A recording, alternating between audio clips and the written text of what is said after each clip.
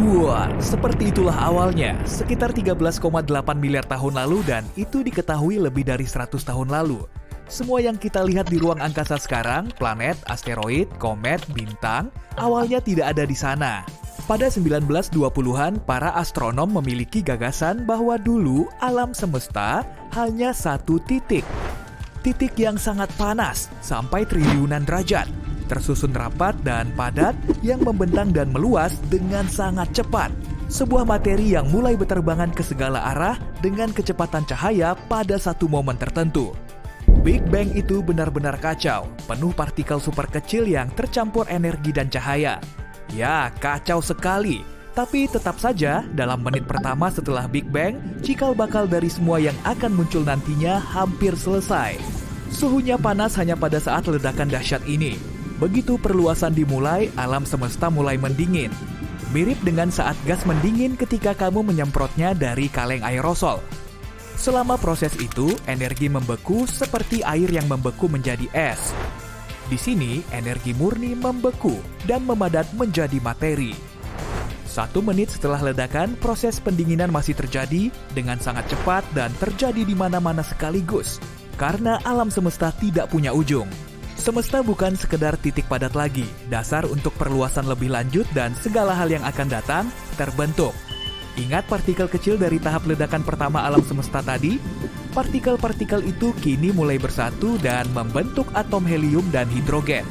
Pembentukan sebagian besar helium dan semua hidrogen di ruang angkasa butuh sekitar 3 menit. Kedua unsur ini adalah unsur paling umum dan materi dasar yang kemudian membentuk galaksi dan bintang pertama.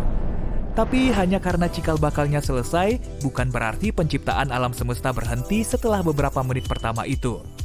Memang setelah itu tidak ada unsur baru yang tercipta selama jutaan tahun.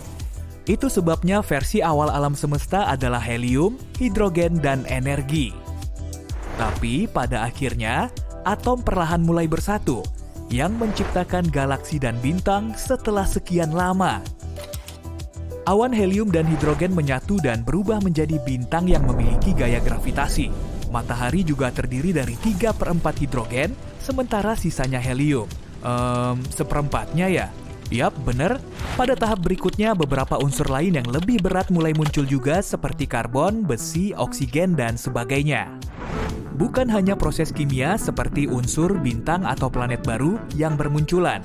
Seluruh alam semesta meluas sejak terjadinya Big Bang. Para peneliti sadar galaksi lain bergerak menjauh dari galaksi kita. Hei, jangan gitu dong. Nanti kami nggak bisa menemukan kehidupan alien kalau kalian terus menjauh.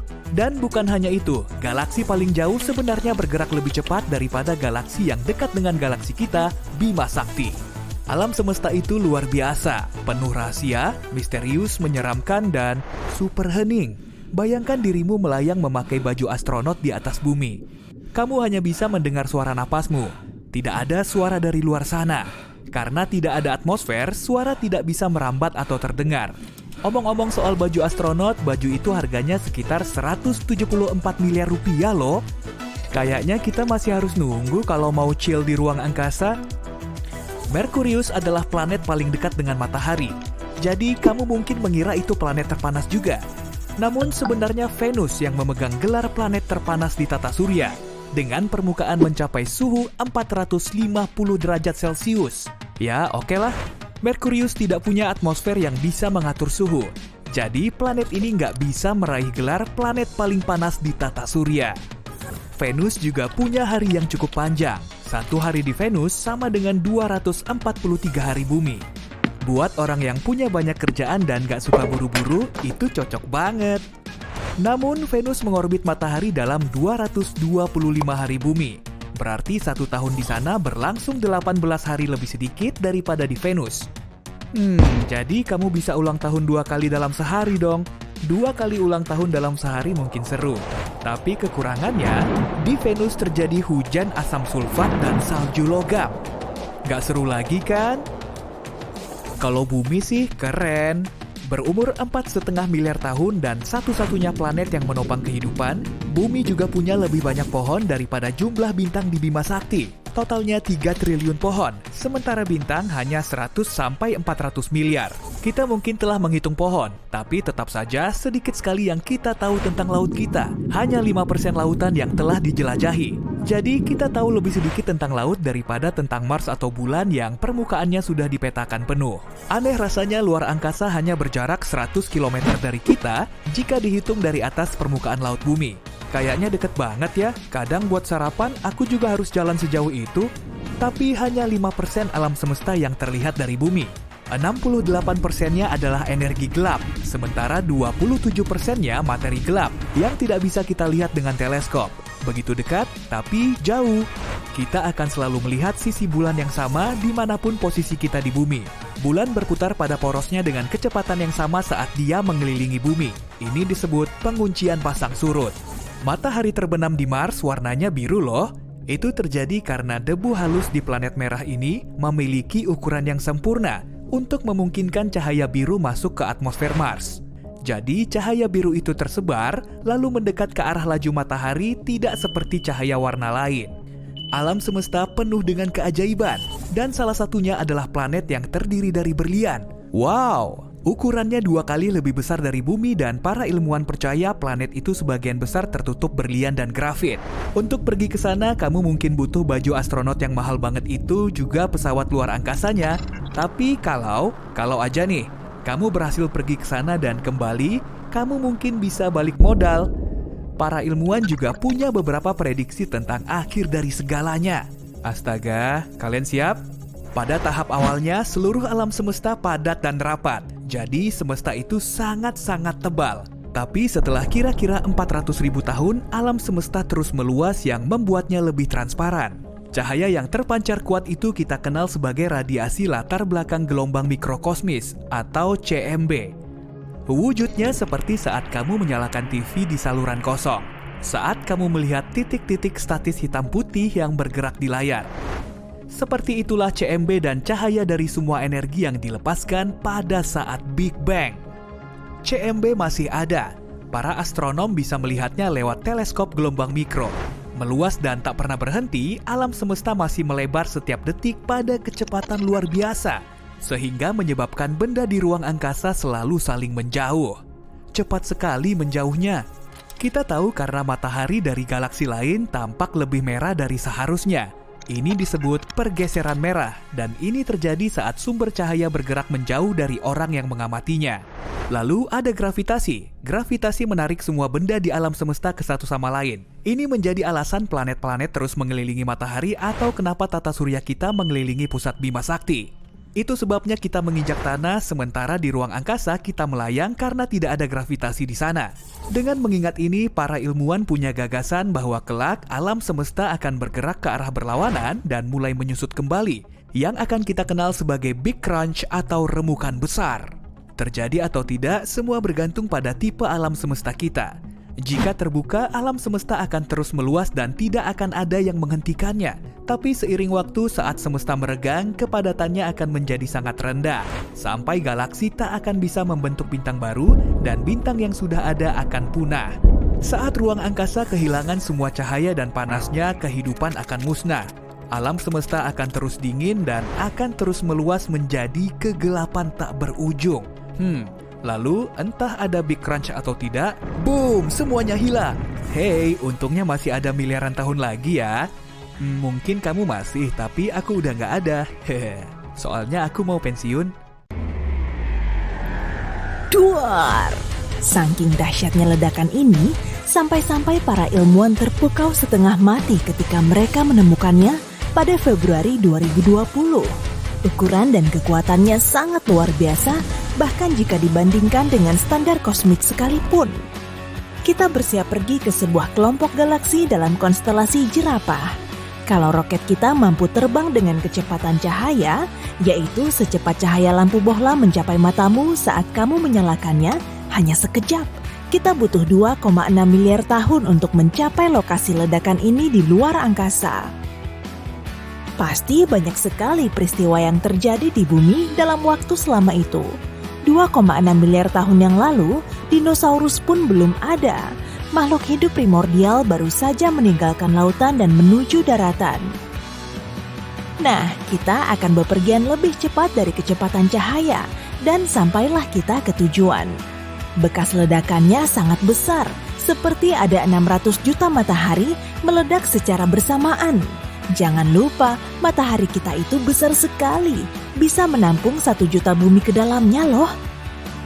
Faktanya, 99,8% dari seluruh isi sistem tata surya kita adalah matahari. Sisa 0,2%-nya adalah planet, bulan, asteroid, dan benda kosmik lainnya yang melayang di sekeliling matahari. Dan serunya lagi, ledakan ini berlangsung selama 100 juta tahun. Itu sama dengan waktu yang terbentang dari dunia digital hari ini yang dipenuhi ponsel pintar juga mobil yang bisa menyetir sendiri hingga kembali ke zaman dinosaurus. Jadi, apa penyebab ledakan luar angkasa dengan ukurannya yang sangat luar biasa ini? Si lubang hitam, apalagi? Monster ini menelan banyak sekali benda dan memuntahkan serangkaian sinar plasma yang memancar ke seluruh angkasa luar dan membentuk area kosong di sekitarnya. Ledakan ini dianggap sebagai ledakan terbesar di alam semesta. Tapi, cepat atau lambat, pasti akan ada yang mengalahkannya. Kita menuju gugusan galaksi lainnya. Yang satu ini dijuluki Ophiuchus. Satu ledakan di sini 5 kali lebih kuat dibanding ledakan yang terjadi di konstelasi jerapah. Saking besarnya, kamu bisa dengan mudah menjajarkan 15 galaksi Bima Sakti di area ledakannya. Ingat, galaksi kita itu diameternya 100.000 tahun cahaya dan menjadi rumah bagi 200 miliar bintang. Iya, wah, adalah kata yang tepat. Ini merupakan ledakan luar angkasa yang terbesar sejak Big Bang yang memulai segala sesuatunya 13,8 miliar tahun yang lalu. Jadi, apa sumber ledakan ini? Untuk menjawabnya, kita perlu analogi sederhana. Layaknya di bumi, luar angkasa juga punya kota megapolitannya sendiri. Kota New York dan Tokyo versi luar angkasa ini sangat besar.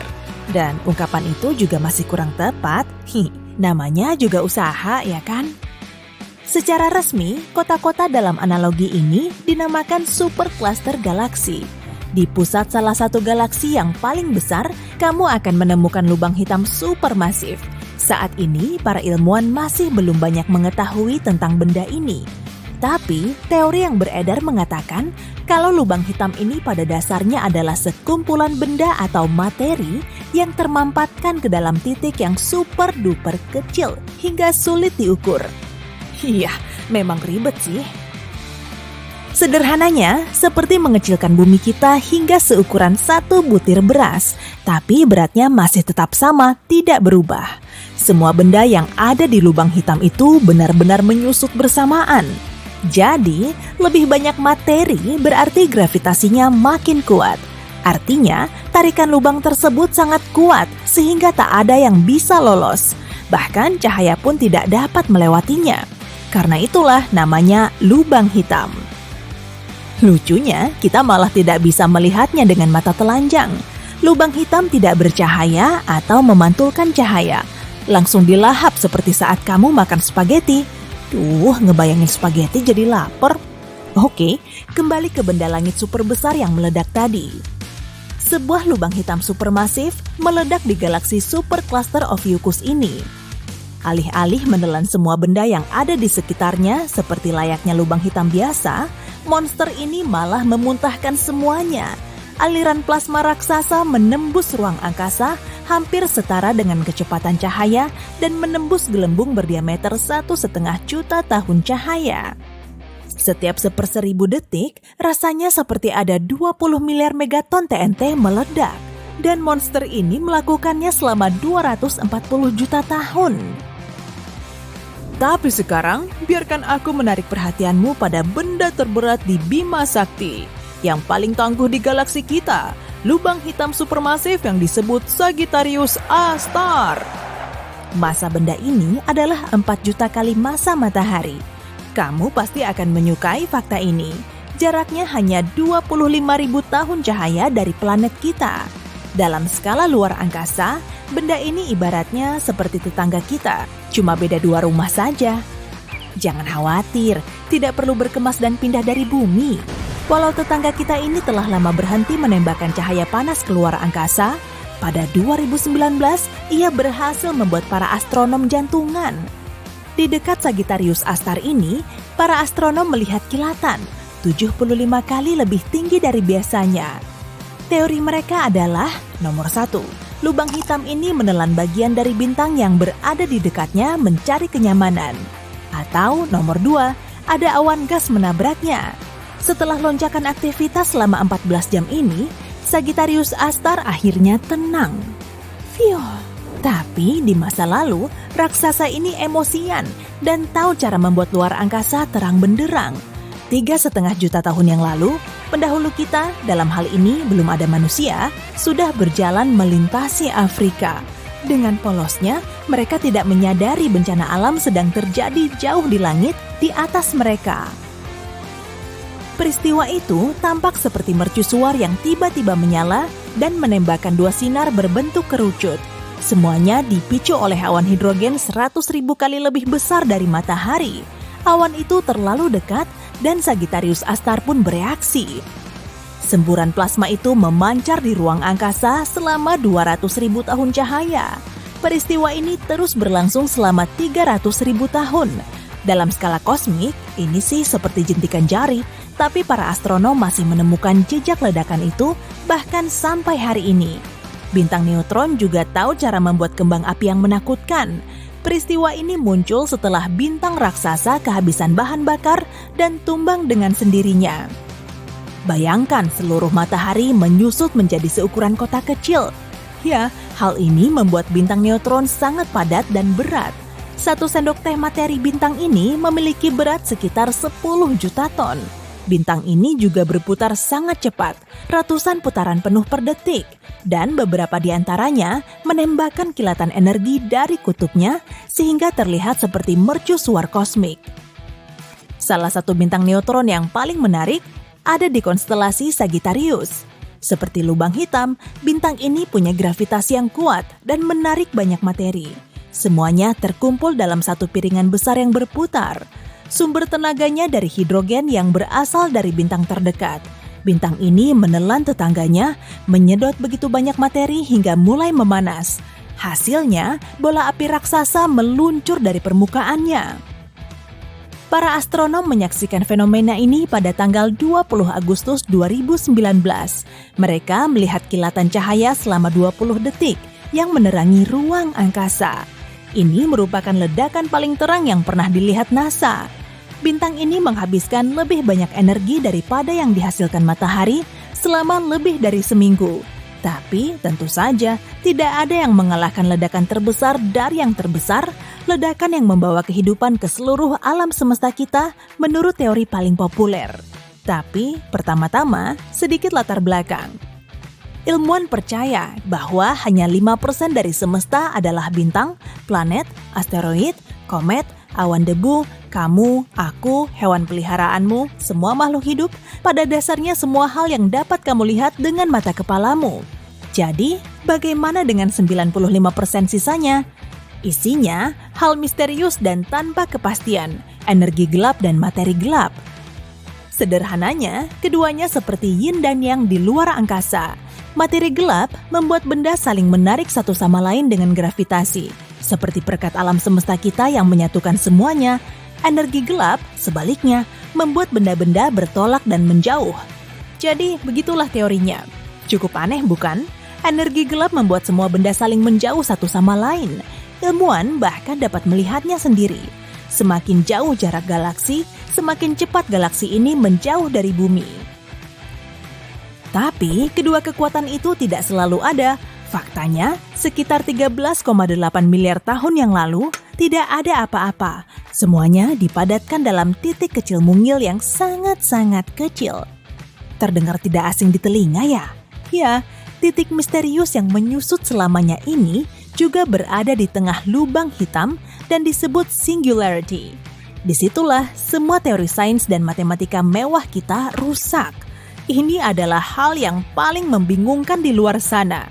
Tetapi suatu hari, titik yang sangat padat dan panas itu mulai meluas ke segala arah. Dan benda ini tumbuh lebih cepat dari kecepatan cahaya, menggandakan ukurannya 100 kali dalam sepersekian detik. Jika kamu ingin lebih spesifik, itu adalah 1/100 dari 1/1 miliar dari 1/1 triliun dari 1/1 triliun detik. Ya, semakin lama waktu berlalu, semakin cepat dan besar pertumbuhannya. Dan benda ini terus berkembang seperti meniup balon yang tidak pernah meletus. Ilmuwan menamakan ekspansi ini Big Bang. Lihat langit di malam berbintang, kamu akan melihat ribuan titik kecil di sana. Kayaknya titik-titik itu tetap di satu tempat, tapi sebetulnya selalu bergerak. Dalam 100.000 tahun, nggak akan ada lagi rasi bintang dengan bentuk atau pola yang sama dengan yang kita kenal sekarang. Dan pikirkan semua katai merah, bintang kecil, planet, benda angkasa yang nggak tampak tanpa alat bantu pandang. Bintang-bintang katai merah itu keren banget loh. Biasanya berukuran sekitar setengah dari matahari kita, dan intensitas cahayanya 1/10-nya. Mungkin katai merah bukan yang paling terang di langit, tapi umurnya bisa sangat panjang. Reaksi fusi nuklir terjadi jauh di dalam inti bintang. Itu yang membuatnya bersinar. Bintang-bintang besar melepaskan sejumlah besar energi, membakar bahan bakar bintangnya. Tapi, bintang semacam itu cenderung menghabiskan semua bahan bakarnya cuma dalam beberapa juta tahun. Bintang-bintang kayak matahari kita biasanya hidup sampai 10 miliar tahun. Tapi, katai merah nggak memakai bahan bakar sebanyak itu. Sinarnya nggak begitu terang, dan nggak butuh banyak energi untuk mendukung keberadaannya. Katai merah mirip mobil hemat energi, karena itu bisa bertahan sampai ratusan miliar tahun. Sebagian katai merah terkecil mungkin hidup sampai 10 triliun tahun.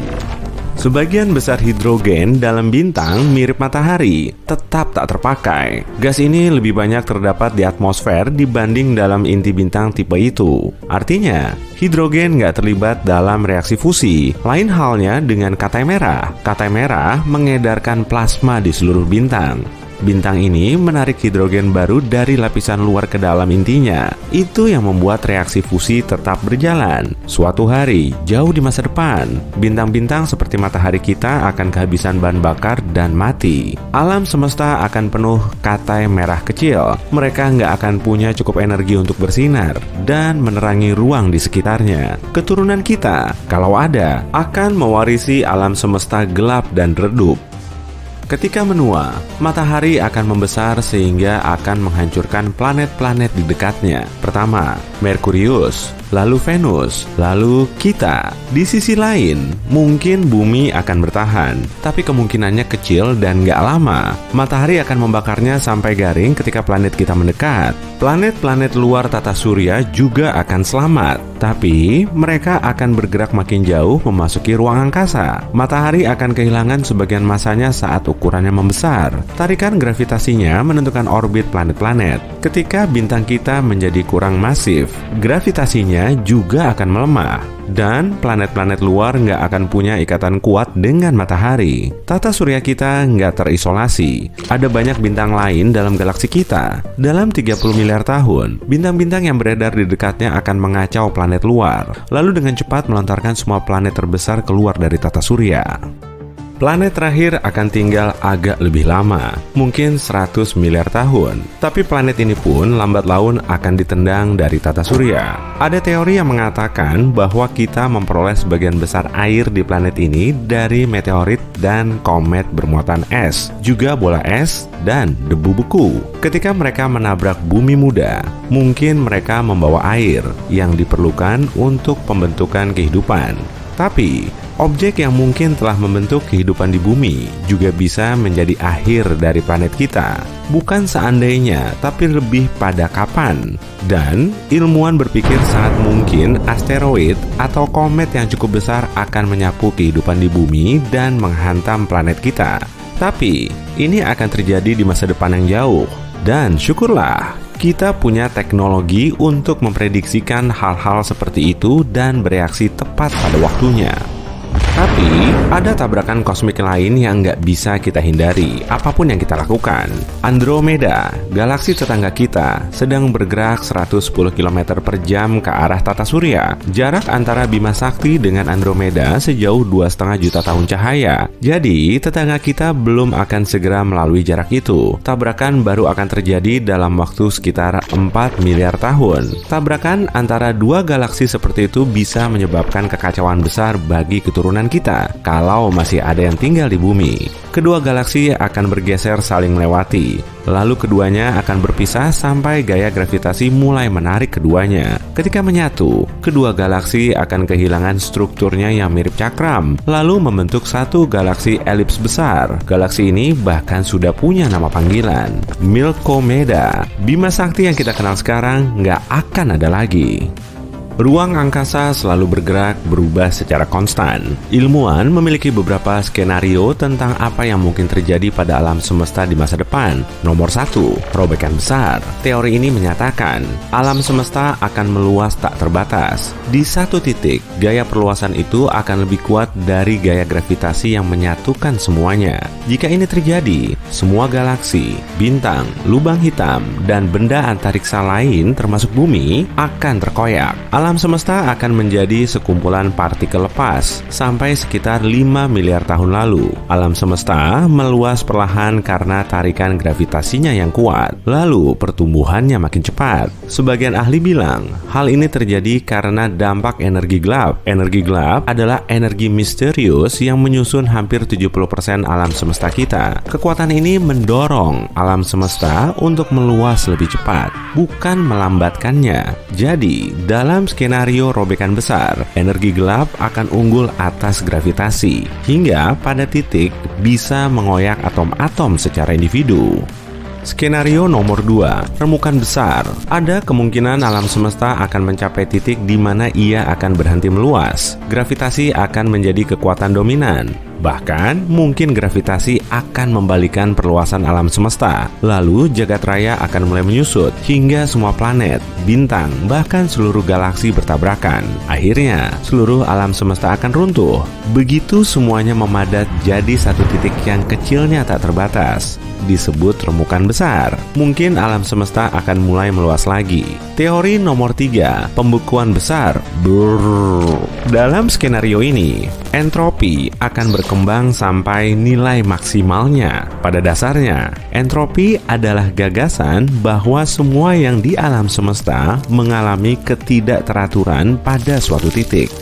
Begitu entropi sudah maksimal, panas dalam sistem akan menyebar rata. Kemudian, alam semesta akan lenyap karena tak akan ada lagi ruang bagi panas. Gerakan mekanik apapun di alam semesta akan berhenti. Jagat raya akan sangat kosong. Dan gas akan sangat tipis hingga nggak ada bintang baru yang bisa terbentuk atau bersinar lagi. Di alam semesta itu, waktu cuma sekedar ruang kosong tanpa akhir. Tak ada yang terjadi dengan planet, bintang, atau makhluk hidup. Seluruh alam semesta membeku, gelap, dan tak bergerak karena nggak ada energi yang bisa membuat benda bekerja lagi. Bermiliar-miliar tahun setelah bintang terakhir terbakar habis dan pudar, lubang hitam akan mengirim pesan alam semesta telah berakhir. Lubang hitam adalah area dengan gaya tarik gravitasi yang sangat kuat, begitu kuat hingga nggak ada yang bisa lolos darinya. Lubang hitam bisa semasif 100 matahari, sedang lubang hitam supermasif masanya bisa melebihi 1 miliar matahari. Kamu bisa menemukan lubang hitam sebesar itu di pusat kebanyakan galaksi. Seperti semua yang lain, lubang hitam juga akan berakhir. Tapi saat momen itu tiba, lubang hitam nggak akan lenyap begitu saja. Lubang hitam akan hilang dengan ledakan besar kembang api yang menerangi alam semesta dalam momen-momen terakhir keberadaannya. Ini akan menjadi akhir dari seluruh era. Lubang hitam biasanya bertahan dengan menelan bintang dan gas yang mendekatinya. Kerakusannya adalah fitur utama yang memberitahukan keberadaannya. Seringnya ada piringan akresi di sekelilingnya. Piringan ini tersusun atas semua materi dan partikel yang telah dikoyak dan ditarik masuk. Mirip air ketika berpusar memasuki lubang drainase. Ketika materi dan partikel mendekat, mereka akan bergerak makin cepat. Ini menghasilkan panas yang membuat piringan akresi bersinar. yang sekali lagi memberitahukan keberadaan lubang hitam. Ya, lubang hitam memang nggak begitu lihai main petak umpet. Benda-benda yang melintasi horizon lubang hitam yang juga disebut point of no return akan hilang selamanya. Tapi Stephen Hawking berteori bahwa kamu mungkin bisa lolos dari lubang hitam. Ada partikel bergerak bahkan di ruang hampa. Misalnya, sebuah partikel memiliki energi positif dan yang lain negatif.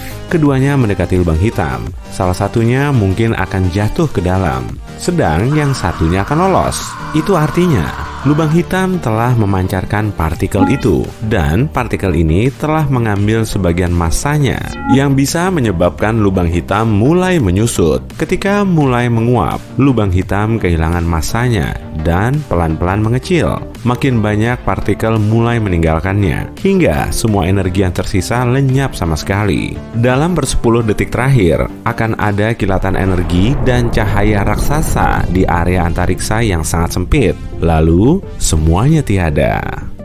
Ini adalah bumi, planet rumah kita, dan bulan, satelitnya.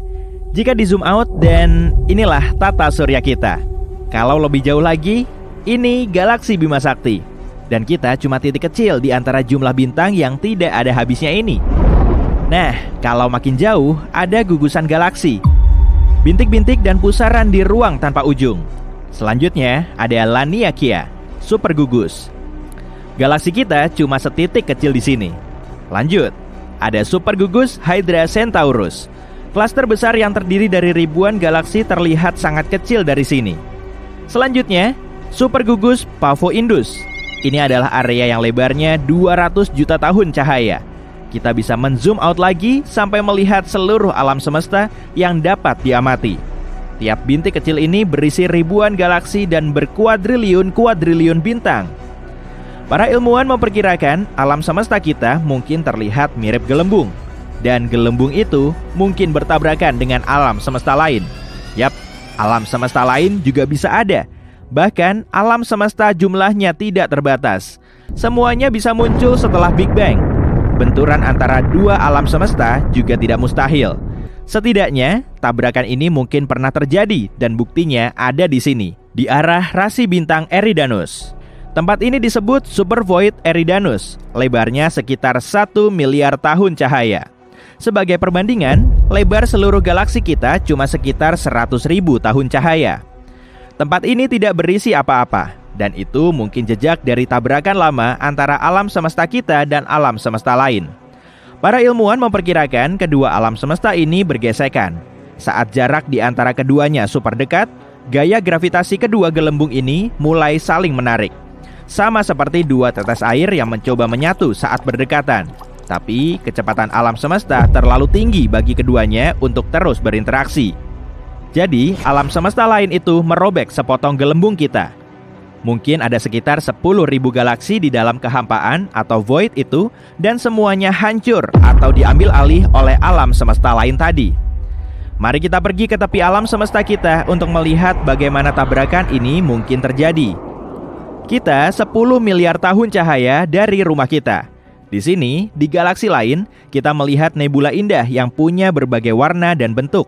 Dan jika kamu melihat ke arah lain, ada tembok besar yang bergerak ke arah kita. Semua percikan cerah ini adalah galaksi super besar yang akan bertabrakan dengan galaksi kita. Namun, pada kenyataannya, itu adalah cermin raksasa yang cuma menampilkan refleksi alam semesta kita. Di sini, ruang dan waktu terdistorsi, serta mulai ditarik ke alam semesta lain dengan kecepatan tinggi. Hukum fisika yang biasa mungkin tidak berlaku lagi di sini. Gravitasi pun mungkin hilang. Dengan begitu, semua bintang akan meledak dan penghuni planet di sana akan melayang tanpa kepastian. Tapi jika kedua alam semesta tidak hanya saling bersinggungan, tetapi juga bertabrakan langsung satu sama lain, segalanya akan jauh lebih ngeri. Sejumlah besar energi tabrakan mungkin akan menyebabkan ledakan luar biasa. Dayanya akan menghancurkan apapun yang ada di dalam gelembung kita. Namun, kedua gelembung itu masih mungkin menyatu juga. Awalnya, semua galaksi di tepi alam semesta akan robek. Tapi kemudian penyatuan akan dimulai. Galaksi-galaksi di sana akan mulai bergerak dengan kacau. Semua akan terbang melewati satu sama lain, saling menghancurkan, bertabrakan, dan meledak. Tabrakan dua galaksi akan menciptakan dampak super besar, dan itu mungkin terjadi pada galaksi kita dalam waktu dekat, dari segi luar angkasa ya. Galaksi Andromeda sedang menuju ke arah kita. Andromeda adalah galaksi spiral yang ukurannya 2 kali lipat galaksi kita, dan ada sekitar 1 triliun bintang di sana, alias 2 kali lipat Bima Sakti. Di pusat galaksi cerah ini, mengintai satu monster gelap, sebuah lubang hitam. Beratnya 2,80 kali lipat massa matahari. Raksasa merah ukurannya ratusan kali lipat lebih besar daripada matahari kita. Pulsar yang memancarkan energi besar seperti lampu sorot, bintang-bintang pengembara, dan banyak lubang hitam besar maupun kecil. Gabungan objek-objek berbahaya ini bergerak ke arah kita dengan kecepatan 110 km per detik. Perjalanan dari New York ke Los Angeles dengan kecepatan ini hanya akan memakan waktu setengah menit. Cakram Andromeda sudah bisa terlihat dengan mata telanjang pada malam tanpa bulan. Seiring berjalannya waktu, ukurannya akan makin besar. Saat Andromeda makin mendekat, gaya gravitasinya akan mulai meregangkan lengan galaksi spiral kita dan mulai terurai. Bintang dan planet di sana akan melenceng dari orbitnya. Salah satu skenario yang mungkin terjadi adalah ada asteroid yang tidak dikenal atau bahkan planet katai dari galaksi Andromeda yang akan menabrak bumi dengan kecepatan tinggi. Planet kita akan meledak seperti balon akibat benturan ini. Duh, jadi ngeri. Kemungkinan lain akan meliputi tabrakan antar bintang. Matahari kita akan berhadapan dengan bintang lain. Bintang yang lebih besar akan perlahan mulai menelan bintang yang lebih kecil. Pertama, bintang itu akan mencuri lapisan atas cahayanya, lalu memakannya seperti spaghetti, atau mungkin mirip rigatoni. Saat mencapai berat kritisnya, bintang besar itu akan meledak. Ledakan ini akan menghancurkan apapun yang ada di sekitarnya, termasuk tata surya kita. Mungkin, gelombang kejutnya bahkan akan mencapai bintang tetangga lainnya. Namun, skenario lain yang mungkin terjadi adalah tata surya kita akan dilempar ke angkasa gelap. Bayangkan, sebuah bola tenis yang diikat ke tali. Kamu menggenggam tali ini dan memutar bolanya di atas kepalamu seperti pengumban. Lalu, kamu melepaskan tali itu dan melayangkan bolanya. Inilah yang akan terjadi pada matahari dan semua planet di sekitarnya. Kita akan berujung di angkasa gelap yang dingin. Tapi, kehidupan di bumi takkan terpengaruh. Bintang terang kita tetap akan menghangatkan kita. Satu-satunya dampak dari ini adalah semua bintang di langit malam kita akan hilang. Nah, peluang yang paling mungkin terjadi adalah penyatuan kedua galaksi raksasa ini takkan memengaruhi kita sama sekali. Alasannya, jarak antara bintang dan planet di luar angkasa sangatlah besar.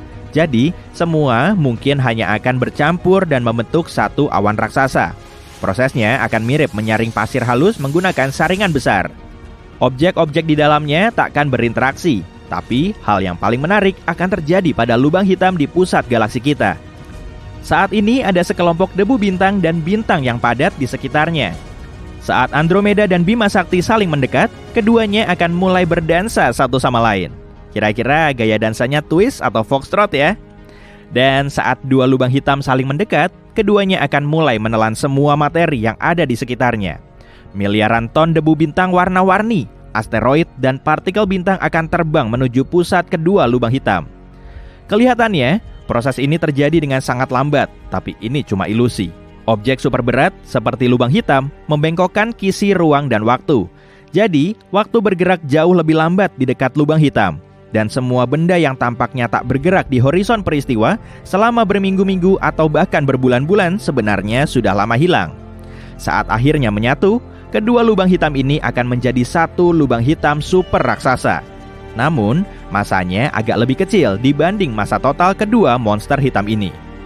Beberapa beratnya berubah menjadi energi tabrakan. Energi ini dilepaskan dengan sangat kuat hingga gelombangnya dapat terasa di galaksi lain.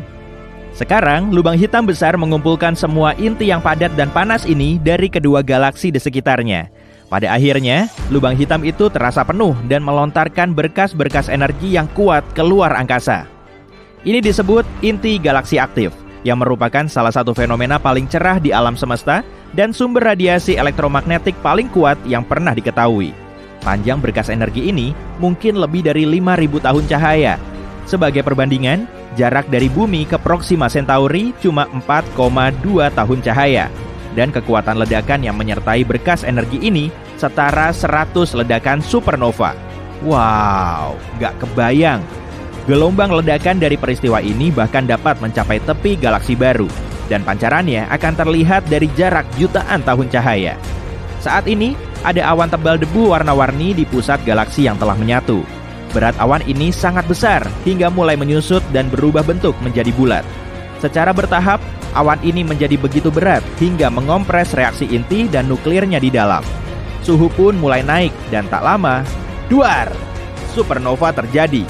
Ini adalah pertunjukan kembang api paling besar di pusat galaksi. Bintang-bintang meledak dari kabut dan membentuk dunia baru yang panas.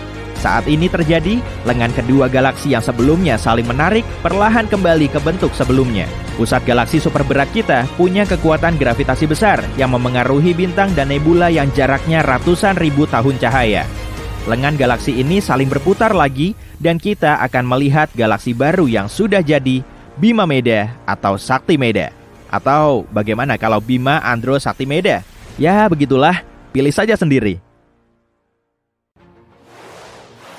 13,8 miliar tahun yang lalu, luar angkasa kita mengalami ledakan misterius. Peristiwa dahsyat ini telah melahirkan bintang, planet, asteroid, galaksi, dan objek luar angkasa lain. Kita semua pasti sudah familiar dengan teori Big Bang, tapi nggak ada yang tahu pasti kronologinya, asal-muasalnya, dan fase sebelum alam semesta ini terbentuk. Sebagian ahli meyakini alam semesta telah menyempit dan meluas sampai berkali-kali. Pada tahun 1991, seorang kosmolog dari Universitas Stanford bernama Andre Linde menerbitkan artikel. Dia berpendapat kalau alam semesta ini kemungkinan telah diciptakan di laboratorium. Menurutnya, peradaban maju di luar sana telah menciptakan alam semesta kita. Peradaban ini menghasilkan kosmos baru yang kemudian membentuk planet, bintang, dan makhluk hidup cerdasnya. 30 tahun kemudian, banyak ilmuwan mulai mempertimbangkan teori Andre. Mereka juga membahas hal-hal yang bisa kita lakukan untuk mencapai peradaban maju.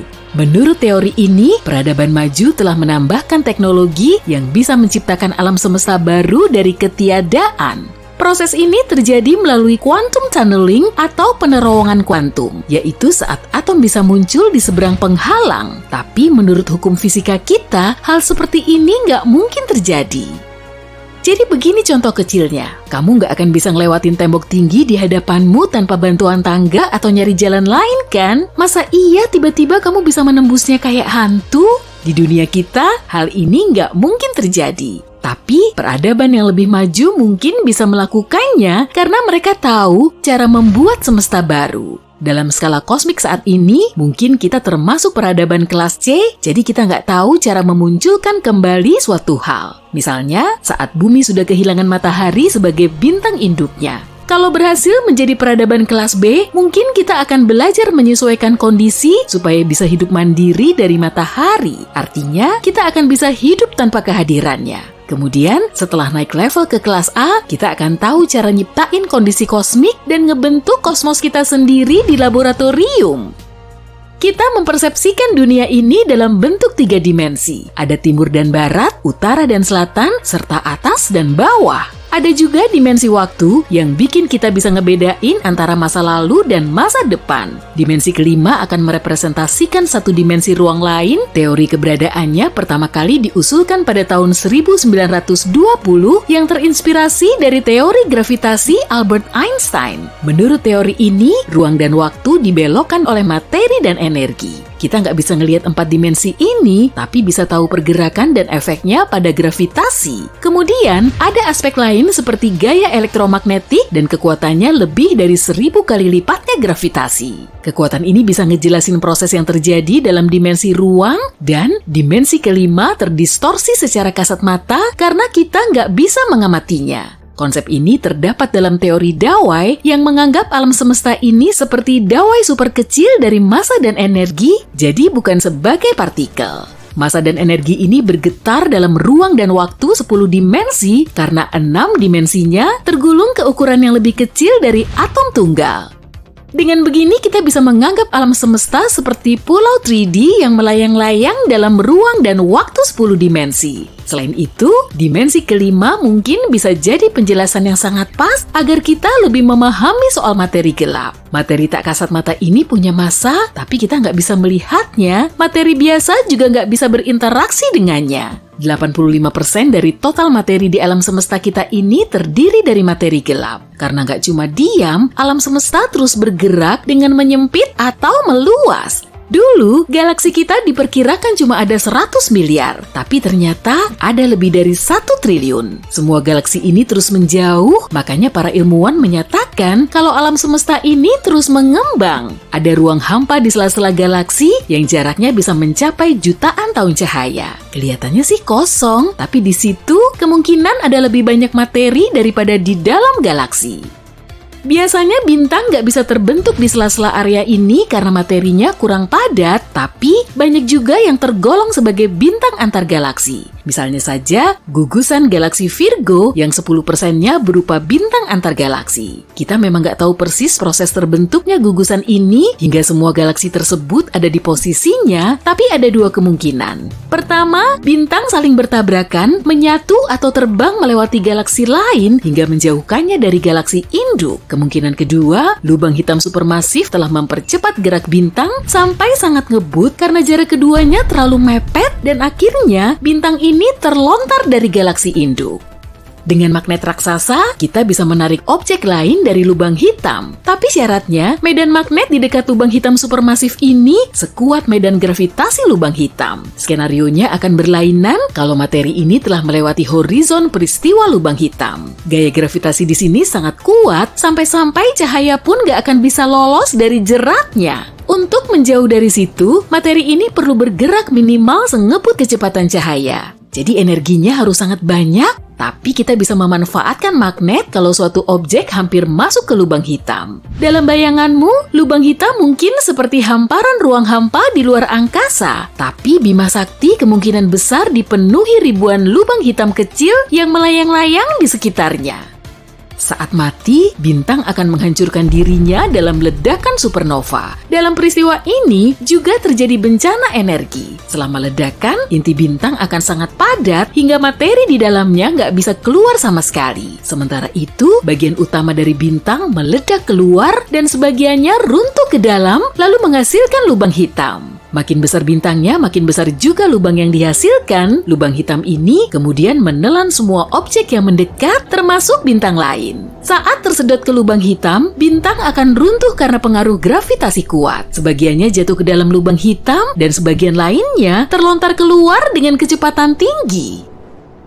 Beberapa lubang hitam kemungkinan telah terbentuk dengan cara lain. Di awal pembentukannya, alam semesta kita sangat kacau, suhu dan tekanannya sangat tinggi karena sedang berada dalam fase pembentukan seluruh kosmos. Dalam kondisi yang sesuai, kumpulan gas lama bisa menyusut dan menjadi lubang hitam. Ukurannya juga beragam, mulai dari beberapa kilogram sampai seberat ribuan matahari. Malahan, ada juga yang lebih besar dan lubang hitam gak benar-benar hitam, tapi gravitasinya sangat kuat dan semua objek yang sudah masuk ke situ gak akan bisa keluar. Lubang hitam melahap radiasi elektromagnetik seperti cahaya dan partikel antariksa. Karena selalu mengonsumsi materi, lubang hitam memancarkan cahaya gelap. Bumi kita nggak terlalu dekat dengan tepi tata surya yang ganas itu karena posisinya sebagai planet ke-6 dari luar. Para ilmuwan telah membuat tata surya kita dalam versi 3D dan di situ kita bisa ngelihat tepinya. Mereka perlu waktu 13 tahun untuk merancangnya. Batas ini disebut heliosfer luar. Di sini, angin surya dibelokkan dan dikembalikan oleh radiasi yang datang dari area kosong di luar tata surya. Dan angin ini mengalirkan partikel bermuatan yang dipancarkan oleh matahari.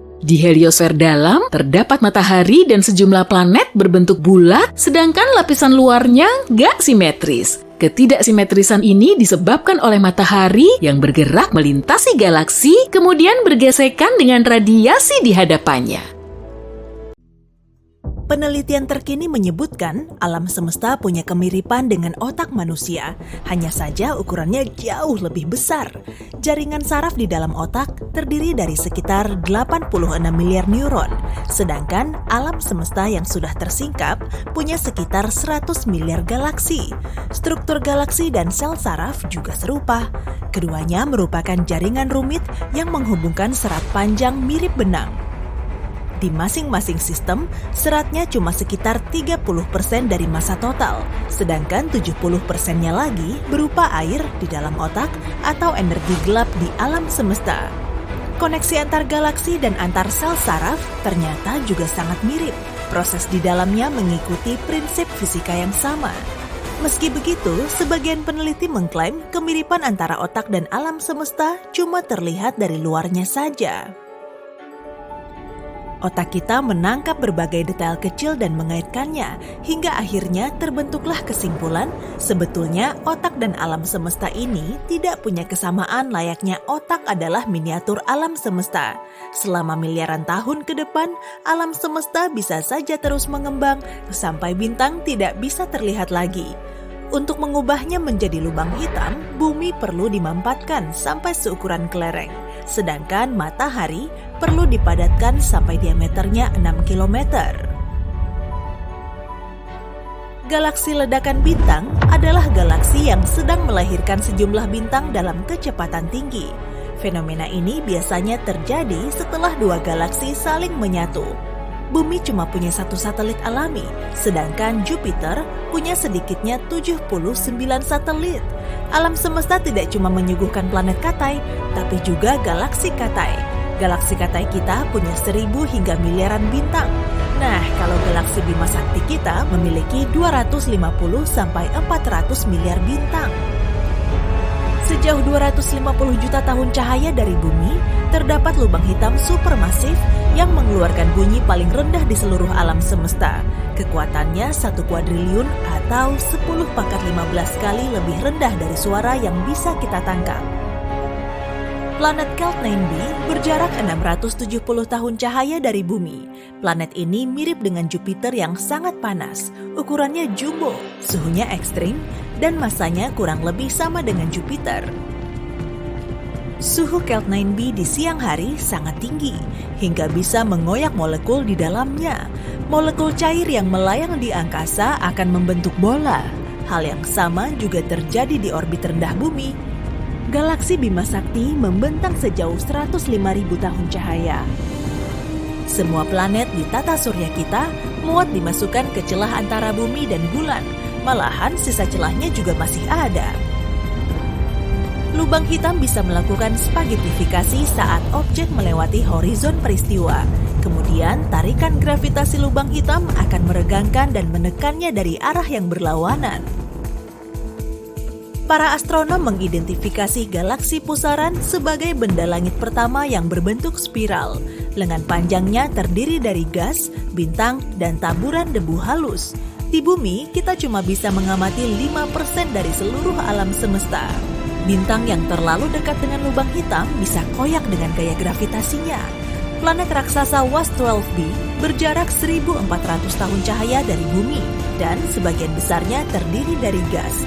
Planet ini diprediksi akan hancur karena orbitnya sangat dekat dengan bintang induknya. Dalam waktu sekitar 10 juta tahun lagi, WASP-12b akan ditelan oleh bintang rakus itu. Menurut perkiraan, galaksi Bima Sakti dan Andromeda akan bertabrakan dalam waktu sekitar 4 miliar tahun. Kemudian akan terbentuk galaksi elips raksasa. Enceladus, salah satu satelit mini milik Saturnus, memantulkan cahaya matahari hampir sebanyak 90%. Akibatnya, satelit ini menjadi salah satu objek yang paling terang di seluruh tata surya. Karena tidak banyak menyerap cahaya matahari, suhu di permukaannya juga sangat dingin, bisa mencapai minus 200 derajat Celcius. Gunung tertinggi di tata surya yaitu Olympus Mons di Mars. Tingginya saja 3 kali gunung Everest. Kalau diamati dari puncaknya, lereng Olympus Mons akan tertutup oleh garis lengkung planet. Di tata surya kita, cuma Merkurius dan Venus yang gak punya satelit alami. Para ilmuwan berencana mengirimkan droid ke Mars agar planet ini punya banyak alat berat. Droid tersebut terbuat dari bahan yang lebih kuat agar gravitasi Mars juga makin kuat. Objek di planet merah ini memang 3 kali lebih ringan daripada di bumi. Satelit terbesar Pluto bernama Charon. Ukurannya 2 kali lebih kecil dari si planet Katai. Karena itulah Charon terkenal sebagai satelit terbesar berdasarkan ukuran planet induknya. 3 bola golf mendarat di bulan setelah diluncurkan dalam misi Apollo 14. Menurut para ahli matematika, lubang putih kemungkinan ada, meskipun belum bisa ditemukan. Kalau melihatnya, kita tidak akan bisa memasuki lubang putih dari sisi luar. Meski begitu, cahaya dan berbagai materi akan terpancar keluar. Planet kita berotasi penuh selama 1 hari. Kalau matahari, lain lagi, ukurannya sangat besar sehingga perlu waktu selama 25-35 hari di bumi untuk berotasi penuh. Bentuk bulan tidak bulat sempurna, tapi menyerupai bentuk telur karena pengaruh gravitasi bumi. Pakaian luar angkasa melindungi astronot dari perubahan suhu ekstrim saat mereka berjalan di ruang angkasa sana. Suhunya bisa berubah dari minus 160 derajat Celcius ke 120 derajat Celcius. Bintang neutron terbentuk dari supernova runtuh. Kemudian bintang ini berotasi dengan sangat cepat, sekitar 60 kali per detik. Tapi kadang kecepatannya bisa naik sampai 600 kali per detik. Pada tahun 2007, para astronom mulai mendeteksi sinyal radio super ringan dan kuat bernama Fast Radio Burst. Sumber sinyal ini berjarak hingga miliaran tahun cahaya. Saat menjelajah ruang angkasa, astronot sering melihat kilatan cahaya. Fenomena ini disebabkan oleh sinar kosmik yang tertangkap oleh saraf optik. Keliling Pluto di ekuatornya sejauh jarak dari Roma ke New York. Saat mendarat di planet GJ504b, kamu akan melihat planet ini bersinar. Jaraknya cuma sejauh 57 tahun cahaya dari bumi. Planet ini memerangkap panas yang telah terbentuk.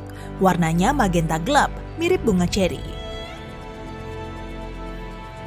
Dari semua planet di tata surya, 1 hari di Jupiter paling singkat, cuma 9 jam 50 menit. Karena rotasinya yang cepat, bentuk Jupiter tidak bulat sempurna, tapi agak pipih.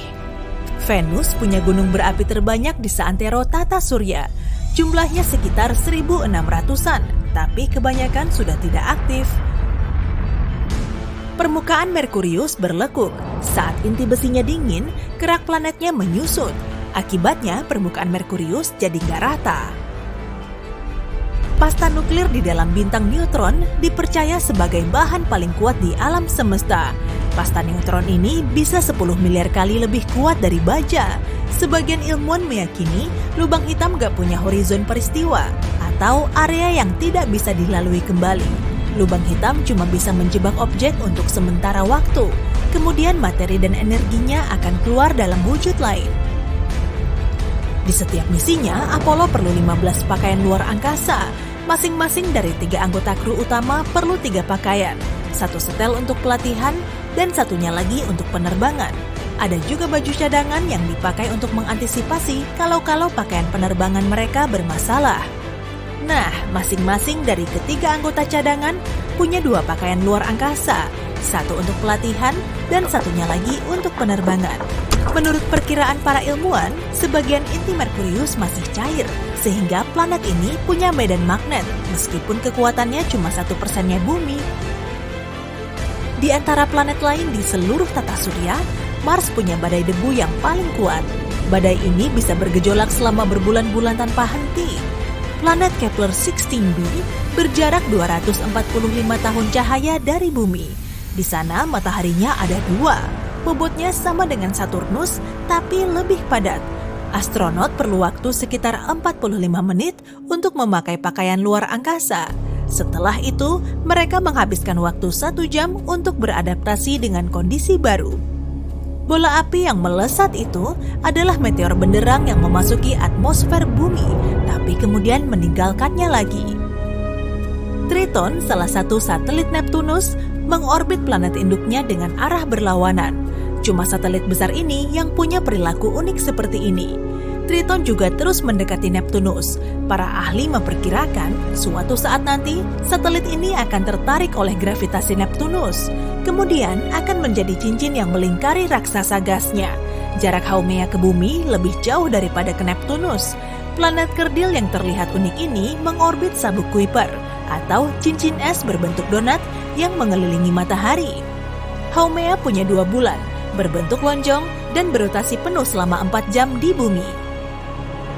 Wah, ini nih objek langit terkeren kita. Planet Katai ini dikelilingi oleh sejumlah cincin yang sangat tipis yang kemungkinan terbentuk oleh tabrakan purba. Periode revolusi Neptunus selama hampir 165 tahun di bumi. Dengan kata lain, sejak ditemukan pada tahun 1846, raksasa gas ini baru mengitari matahari sebanyak 1 kali.